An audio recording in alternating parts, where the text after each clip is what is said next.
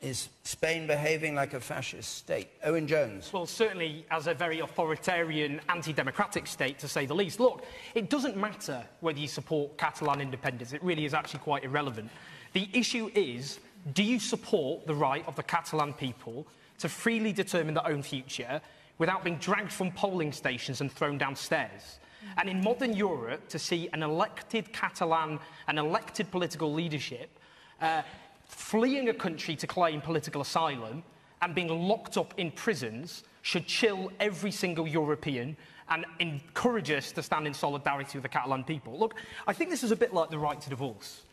Just because you support the right to divorce doesn't mean you think everybody should get divorced.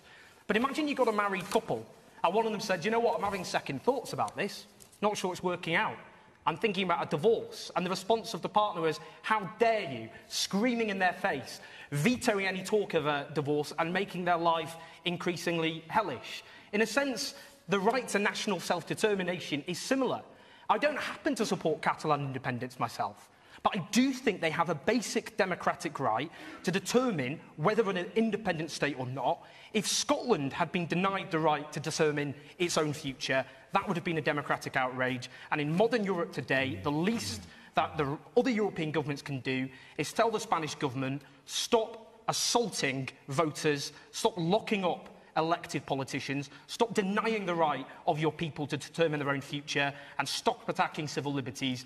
And whatever you think about independence, that should be something that unites all of us, I think.